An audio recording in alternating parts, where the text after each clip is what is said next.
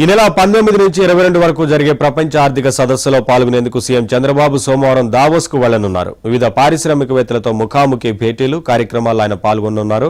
ఇవాళ రాత్రి 8:35 విజయవాడ విమానాశ్రయం నుంచి బయలుదేరి ఢిల్లీకి వెళ్లనున్నారు. సోమవారం తెల్లవారుజామున 1:45 ఢిల్లీ నుంచి బయలుదేరి జూరిక్ చేరుకుంటారు.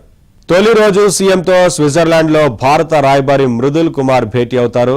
ఏరోస్ ఇన్నోవేషన్ వ్యవస్థాపక చైర్మన్ కిషోర్ లుల్లా, ఇటు సహాధ్యక్షులు రిధిమా లుల్లా, స్వనీత్ సింగ్ కూడా సీఎంతో సమావేశమవుతారు. అనంతరం భారత ఎంబసీ ఆధ్వర్యంలో హిల్టన్ హోటల్లో ఏర్పాటు చేసిన తెలుగు డయాస్పోరా కార్యక్రమానికి సీఎం హాజరు కానున్నారు. 20 దేశాల నుంచి వచ్చే ఎన్ఆర్టీలతో నిర్వహించే తెలుగు డయాస్పోరా కార్యక్రమంలో ప్రసంగించనున్నారు. అనంతరం జ్యూరిక్ నుంచి రోడ్డు మార్గంలో దావోస్ వెళ్తారు. దావోస్లో యుఏఈ ఆర్థిక పర్యాటక విభాగాల మంత్రి అబ్దుల్లా బిన్ తౌక్ అల్ మర్రీతో జరిగే సమావేశంలో పాల్గొంటారు. టాటా సన్స్ చైర్మన్ ఎన్ చంద్రశేఖరన్తో సీఎంతో పాటు ఐటీ మంత్రి లోకేష్ భేటీ అవుతారు. సిఐఐ డీజీ చంద్రజిత్ కూడా సీఎంతో సమావేశమవుతారు. మీడియా సంస్థ పొలిటికోకు సీఎం ఇంటర్వ్యూ ఇవ్వనున్నారు.